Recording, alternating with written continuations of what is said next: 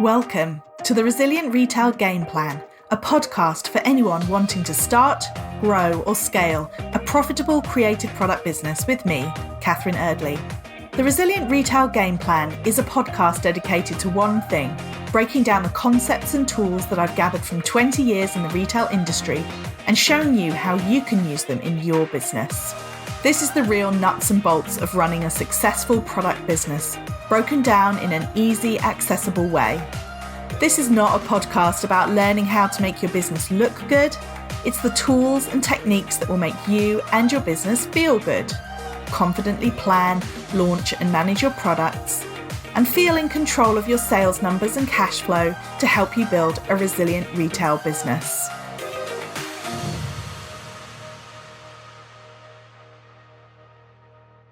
Welcome to the Resilient Retail Game Plan. Hi, I'm your host, Catherine Eardley, as well as the founder of the Resilient Retail Club, which is my membership group and mastermind for product businesses. Today, I am joined by Matt Hughes. He is the self-professed king of video. And today we're going to be talking all about YouTube and why you might want to consider it for your business. Matt, thank you so much for joining me today on the podcast. You want to kick us off by introducing yourself and what you do? Okay, my name is Matt Hughes, King of Video. King of Video because the domain name was available. It's super important. If you're going to be a king, you may as well just decide to be one, and that's who I am. I help business owners and entrepreneurs strategically launch and grow YouTube channels. And the strategy part is super important. It's not just about vanity metrics and all that kind of stuff. We talk about how we can actually launch the thing and make money from day one. And that's what you should be focusing on, even with a long-term platform like YouTube.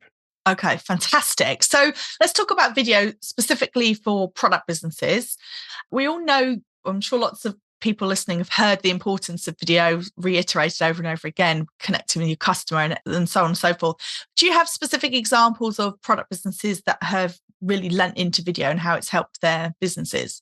Don't have specific examples, right? But what I want you to think about is I see a lot of people when they're doing this stuff talking about TikTok and Reels and all that kind of good stuff.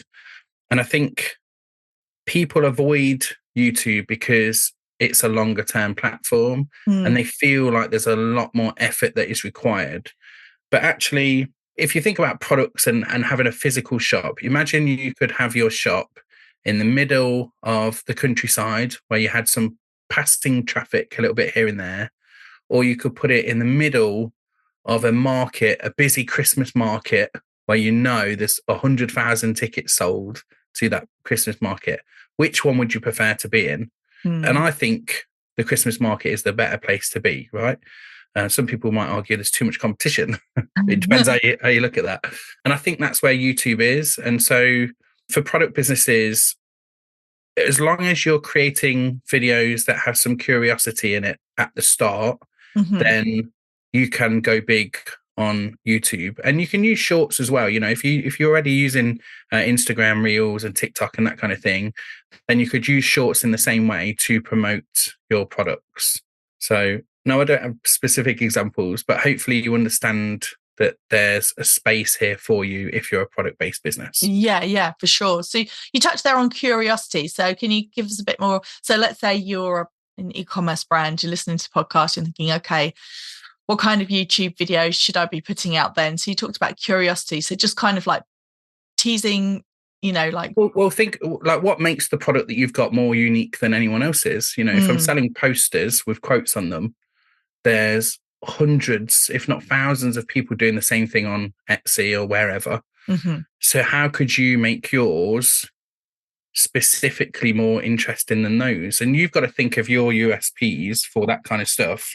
And then you want to add that to your product video. So what I'm thinking is like, well, I'll give you an example of someone that does it well for software, right? And I know it's not product based, but he does it for software. So he does like the 5 websites that will change your life, right? So if let's say I was selling the quotes as an example, I might say like the 5 quotes that change my life. Right. So if I say that, And then obviously I show those quotes as graphics and products.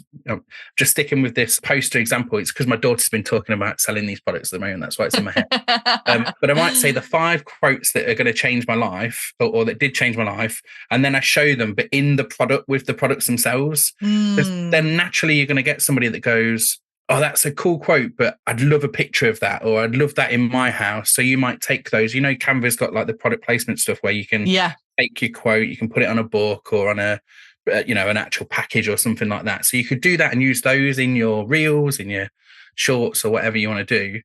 And I think that is curiosity about the quote, but the product placement is there. Yeah. So what about like sort of behind the scenes as well, like day in the life of how? Oh yeah, totally. I mean, from everybody loves to know what's going on behind the scenes, and the thing I get from most people when it comes to their real lives is like, oh my god, my life is so boring. How can I put this on video? But actually, we're so nosy as people, human beings. We're so nosy, and so a friend of mine has again stationery type products. She started with stationery. She's moved into all sorts of different things now. But what she did is she showed like a day in the life where she was taking all her packages to the post office. And when she first started, there was like 10 packages. And then later on, there was like 1,000 packages, and her living room was just full of all these packages. Like for me, that's got the transformation stuff. This is where I started. This is where I am now. You've got the behind the scenes, because you don't realize that when you buy something from a product, from a shop on Etsy or wherever, you're using Etsy, Zampi, Shopify, whatever, that there's somebody behind that's packing all of these things, and in her case, she was getting her kids involved, her husband's involved. Like it was a real family business kind of thing going on. And for me, when I'm thinking about that, though, buying those products, and again, when I asked about USP before, like that's the difference for me, because I'm like, well, I can support her business and I can see how it has an impact on her family. And then when she went on holiday and she took the family on holiday, she's like, this is where my business that none of my friends wanted to support at the start, of course they do later on, but this is what it means to my family. This is what it's given us, even those family videos that you might think, oh, well, maybe people are not that interested in that stuff. It all adds to your decisions when you're buying these kind of products, because you're seeing the behind the scenes and who you're actually supporting. To say like, yeah, totally. People buy from people, right? Yeah, and it's an overused phrase but it's overused because it's really true. Yeah. And maybe that should be one of the quotes that we have on there that we could sell. But no, it's overused because it's true. Like we don't need to get too hung up on these things. Like we talked about coaches offline, right, before this, and when you're choosing coaches, it's the same sort of thing. I look at coaches, I'm like, oh, I can't stand bro marketers. I don't want to be involved with those people. I want nice people that do nice things. I want them to have a unique stand on things. I want them to make a stand in some way. So all of those things add to your sales, whether it's a product, a service, or whatever.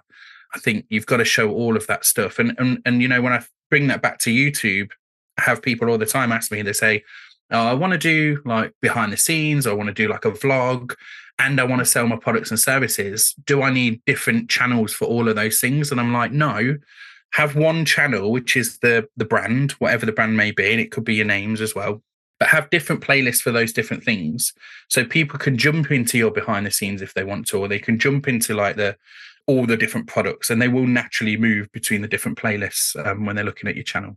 So then they understand the different types of content, but it's all part of building that big picture. Yeah, totally. And I've got the same for my podcast, right? So if you go to the King of Video channel on YouTube, you'll see my like how-to stuff, and then you'll see where I've been on podcasts and stuff, and then you'll see we've just launched our own podcast. So we've got like a dedicated playlist now for the podcast. So you just don't need to have multiple channels for all of these things. It's just not necessary, I don't think.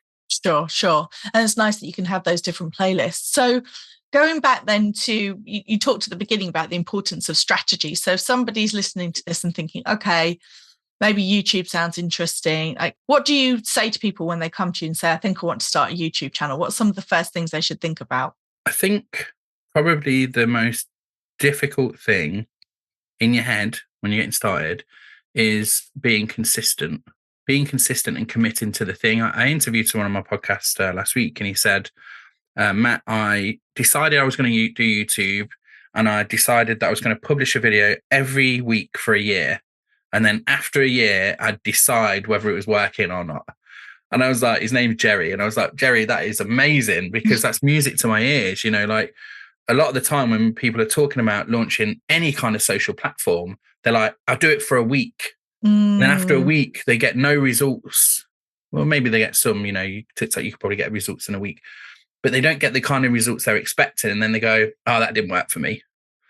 And so to hear somebody say that actually they were going to give it a year, that's really what you need to do. And pretty much on any platform.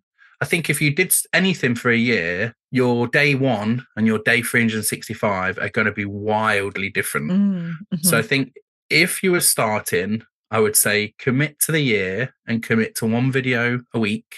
And that's it. And just be really, really dedicated to that mission of getting to video 52. Yeah. Yeah. Okay. So you're committed, you're going to do it. You're going to do one a week. What would you say for a product business? I know we talked a little bit about creating that curiosity, but does it work on YouTube to have that direct call to action to say like, buy this now? Or should it almost be like more of a focus on that slightly more evergreen content, like the behind the scenes and the building the brand? Like what you talked about the importance of trying to make money from day one. So what are some of your top tips? I think you could do a buy this now. I mean, you think about unboxing videos, right? That's a logical thing. Unboxing or reviews, right? Similar sort of things. Sometimes, a lot of the times, unboxings are largely reviews, but review videos directly are more clearly review based. So, if you think about those two style of videos that you would do for your products, like, why would you not have a call to action to say go and buy this thing? Yeah. It doesn't make any sense. Like, I've got this. I don't know. I'm looking at my desk now. I've got an audio device here. So I've got an audio device. I might unbox it and say, oh my God, it looks amazing. Love all the packaging, all that kind of thing. And then follow that up with a review of the thing after I've used it for a while. Right. And surely in that video, I would say, if you want to buy this thing, link is in the description. At least. I'm a real advocate of getting people to be quite direct with their stuff, like go and buy the thing. You know, there's often on social, they're like, don't always just jump into groups and say, buy my thing. And I get that because we don't want to be salesy in that way. But actually, if you've got a product-based business, you have to do that. You have to tell people, you know, go and buy the thing. And I suppose the secret sauce from a YouTube point of view as well is if you could get other people creating YouTube videos about your products, right? That would be amazing because then you could have a playlist which has their videos in it. So, so this is what we think. These are our reviews. These are our unboxing. This is what our customers think, and then you could have a bunch of stuff like that as well. So that's an interesting point. So that could be a way in if somebody's thinking, okay, again, YouTube sounds interesting. One video a week, okay, seems doable just about. But I suppose what I often find with product businesses is that they're used to making short form content, right? So they're used to the idea of reels or going on stories or TikTok, but it's, you know, like that sub 1 minute. And the idea of going from that to a longer form YouTube video probably feels quite daunting. What do you say when people say that? I just don't know how to make it longer. Well, I'd ask the question about what is it that is daunting? We describe it like you just did as, you know, creating a long form piece of content is daunting, but that's not really the problem. You know, if someone asks you to spend 10 minutes at a networking event talking about your product, the product that you put all your love, heart and soul into, don't tell me you couldn't speak about it for 10 minutes. That's impossible, right? If they said to you, if they helped you structure that 10-minute conversation. So rather than just saying, here's my product, it comes in 3 colors, it's great, go and buy it, that's pretty bad. But if you said, here's the product, or let's say, if I showed a picture of the product and I said, you're never going to guess how we came up with this idea for the product. So I'm curious now, well, how did they come up with the idea? It looks like a normal product to me. What is it they did? And then I went and showed or told the story. Hopefully I could show the story, but I told the story of how we were out having lunch and we talked about this thing and we saw these 2 things and we saw the problem and we couldn't work out why no one's come up with a solution to this problem. But so we thought we were going to create the solution to the problem. And then, hey, look, this is it. Like all of a sudden you've got a story about the origin of the thing, how it came to be, and then you've got the products at the end. You know, like you're just teasing out something into a longer form piece of content. And I guess that's the reason I asked the question: what is it really that stops you creating the long form? It's never just hitting record. It's always something else. I can't come up with content ideas. I don't know how to structure my story. Even like in that origin story, so you could do like, here's the origin story of how it came about, and then here's 10 people that bought it and what they had to say. And you got customer testimonials and stuff in there. Like you're answering all the objections that people have of buying something, but you're telling a cool story about how it came to be. People will always watch that stuff. Like, it goes back to that nosy point of view. It's not nosy, but also intrigue, and like, I just want to know how things are created. Maybe that's my masculine energy. I'm not sure. But everybody has it, right? Yeah, no, completely. I often say the same thing to people, is that they think, also, I think what many people do is, or almost everyone has this tendency that once you know everything about something, you just think everyone knows it, or you just forget. Totally. Like if you print stickers, right? And it could be as simple as most people don't know. They just wouldn't know where to start if someone said, go create these color stickers. Whereas if you've done it a million times, you know how to get your paper right, or you know what program to use to create them, or what software, or where to come up with your ideas. All of these things, like what colors you can use on a printer, who knows? All of this stuff that is actually super specific information that most people just wouldn't know. But because you know it, you tend to, I think we often devalue the knowledge that we've already got. Yeah.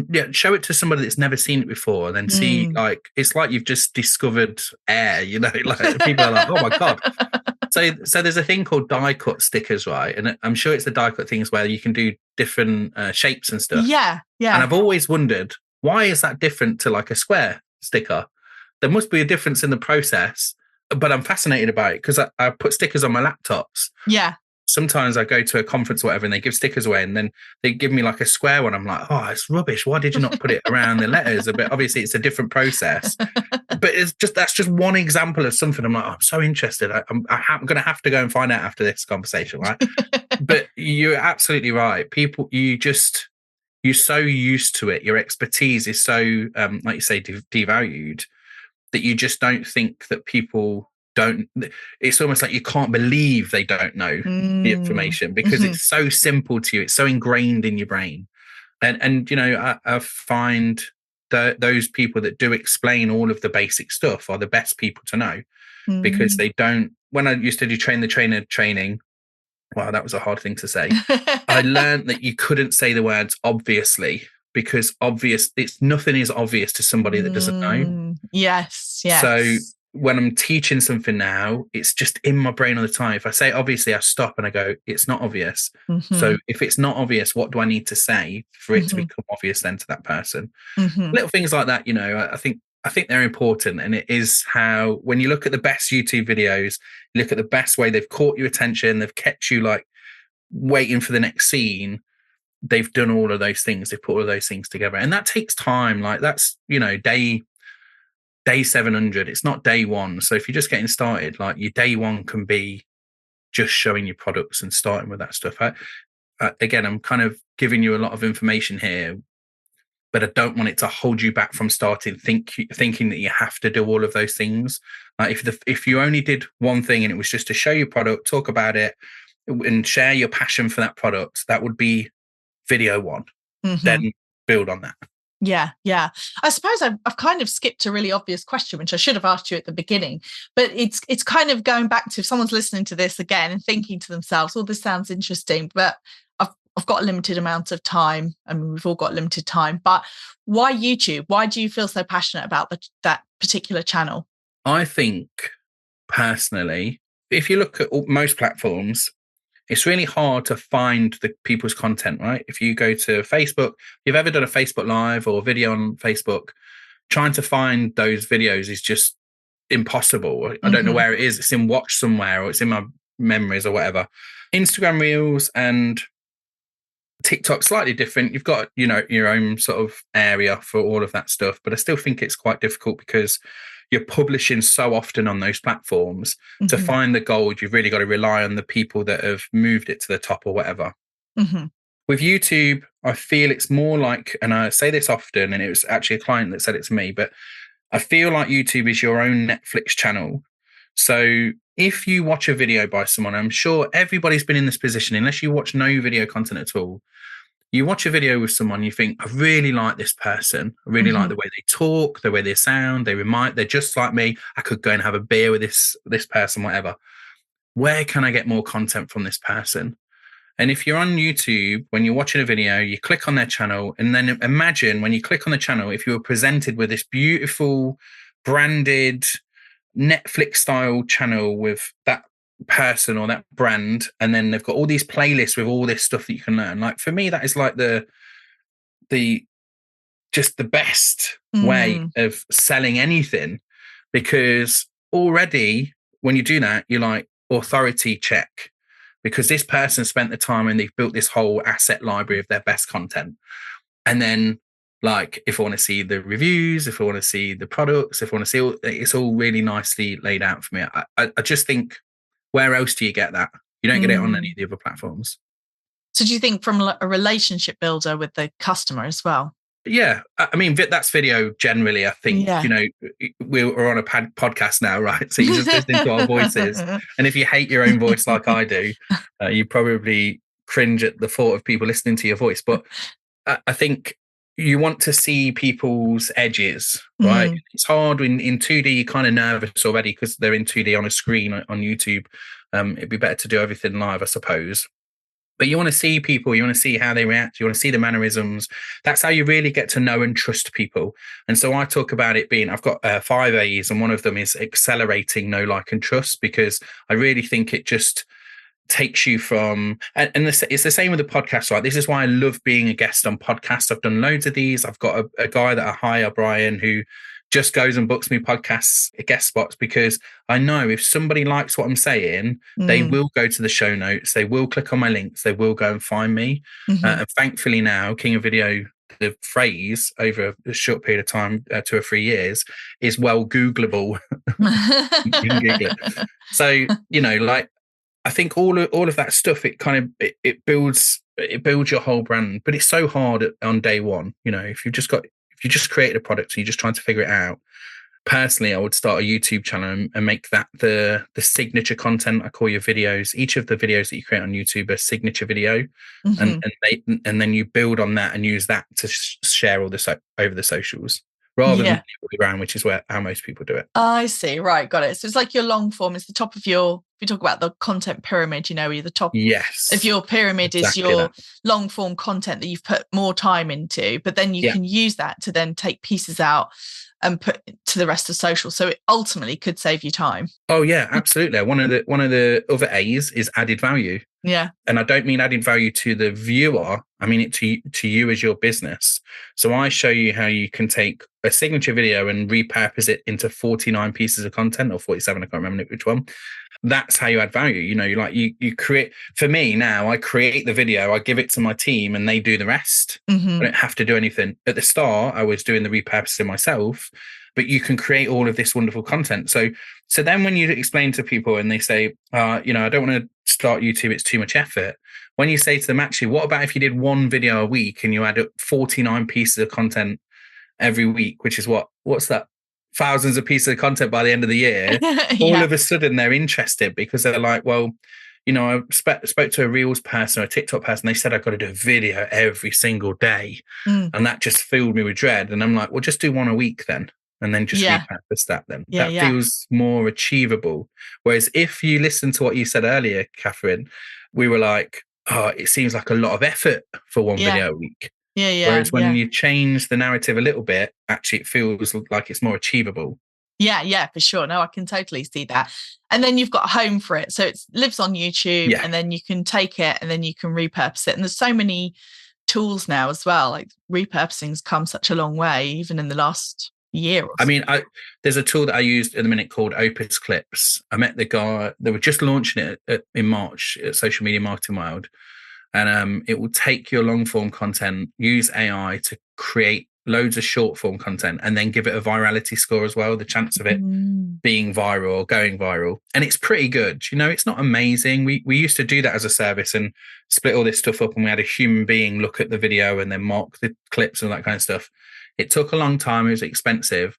Whereas Opus is just one of those cheap, $30 a month or whatever it is. And it creates like, 5, 6, 7 pieces of content for you in an instant, which is like, time wise, it's just amazing. Yeah. I think that it's so much more achievable for people who don't have you don't have the time to sit and go through and cut it all up themselves, or it's definitely another route into creating multiple content. I mean, that makes total sense now you say it like that. I can see that being then more appealing for people. What about things like, so just going back to kind of content ideas. So again, someone's thinking, right, okay, yes, I believe you, Matt. I can do this. Good. I can do one video a week. Yeah, I'm going to use it to repurpose across all my rest of my social media. So we talked about, I guess, behind the scenes, other sort of big themes, I guess, behind the scenes. Oh, there's loads. I see where you're going with it, right? Like, yes, there is pillars of stuff that you can do, and I'm sure there's probably a definitive list somewhere. Yeah. But it's hard because it really depends on your business. Yeah. And also depends on your appetite for creating that kind of content. Yeah. You know, I could say one of the pillars of content is a comedy skit. But if you're, if you're not that funny, you're going to be like, I don't think I could. There's this woman that she does amazing stuff. She used to be like a news anchor in America. Right. So she's got all the confidence for doing this, but she puts on like a different wig and she talks to herself she's one shot of her talking to another shot of her in a different outfit. Yeah. And it's brilliant. Absolutely, like, so watchable. But I'm like, oh my God, I'm just not that funny.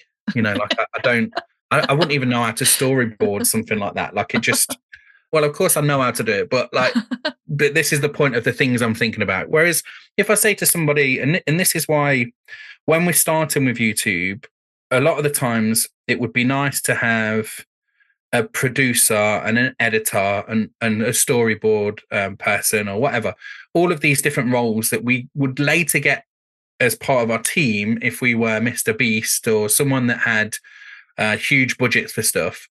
But at the start, I'm just like, what about we started with, and this may not work so much for product businesses, but what about if we started the first 10 to 20 questions that people ask you and we just answered those in a video? Like, it's easy to answer questions that you're asked all the time because you know the answer. And if we can build stories into it, or reviews, as I mentioned, or behind the scenes stuff, you can start building on all of those things. If we start there, for me, with the people that I work with that are always non-techie, not confident kind of people, that just feels like an easier intro to it. And then as our content evolves, we can start to be more clever as we understand editing more and we understand what you need to film for the edit to be good.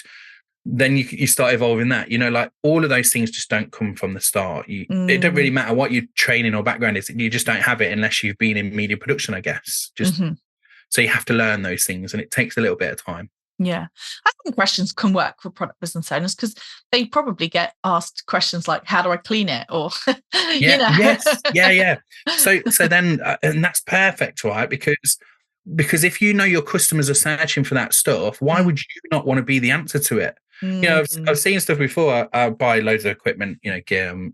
I've got a GAS, which is gear acquisition syndrome. It's a real problem. And so when I'm doing stuff, I'm searching for stuff all the time, and it's always really bad videos of someone just sat there with their phone talking over the top of it, can't barely see what's going on. Like, imagine you did it, but you took a strategic approach to it, and you took your time to film the thing, and it looked great, and then it was your product as well. Like, it's just, that's the gold. That's gold. It's just gold for you to own that space. And if you don't, people will do it anyway. So you may as well be the answer to those questions. May as well be the authority. So start with questions and start with content that you feel good about creating. Yeah. Okay. That sounds great. I was just looking through. One of the questions I was going to ask was about fitting it all in, but as you said, it's about then looking at the different ideas about just using it as the top of your pyramid. I do feel like you said you have 5 A's, and I think you've told us 2 of them. So what can you reveal the other 3? No, or do we I have knew to you'd ask me that question. I always forget. Authority, added value, accelerate, know, like, and trust. Audience. So we have a huge audience on there. So we think about that stuff. Asset library. Yes, asset library. Got it. Got the file. I always forget accelerate. That's the one I forget. Asset library. So I talk about, and the way I define this is, if you could create an asset library of your best content that accelerated, know, like, and trust, build a huge audience, made you an authority, and added value to your business. And that's all the 5 A's. And I go into detail with all those 5 A's, but that's really truly how I think YouTube becomes the master platform. People talk about TikTok and these other things, how they can take over. I just can't see it ever being toppled because it's such a strong platform for all of those reasons, really. Yeah, and because people use it for information, don't they? Yeah, it's a search engine in its own right. Now, I will say TikTok, if you I hate using age as a thing, but I will say that the younger generation generally is searching TikTok for answers too. So I think if you can create YouTube with those answers and then take those and create portrait videos with the answers as well, then you're doubling up. But of course, when you're making content and you're doing all the things, it can seem very daunting to do like 2, 3, 4 platforms at the same time. But of course, just rewind this episode and listen to what we said about Opus and some of the other tools that you can use to help you in that desire to be across all of the things. Fantastic. Well, thank you so much for running us through this, Matt. And if people want to know more about getting started on YouTube, where can they find you? You can find me at kingofvideo.co.uk, kingofvideo.co.uk. Also have links.kingofvideo.co.uk, which has some quick links to stuff. Hey, great. And we'll put your links in the show notes as well. If you're interested in YouTube, go check Matt out. Thanks so much. Thanks so much for listening. Why not head over to @ResilientRetailClub on Instagram? Let me know what you thought of today's episode. Are you tempted to start a YouTube channel? Give it a try. And of course, don't forget, if you rate and review the podcast in Apple Podcasts, then it makes a huge difference in the podcast getting out in front of more people. And if you subscribe or follow the podcast, then you'll be the first to know about every new episode each Thursday.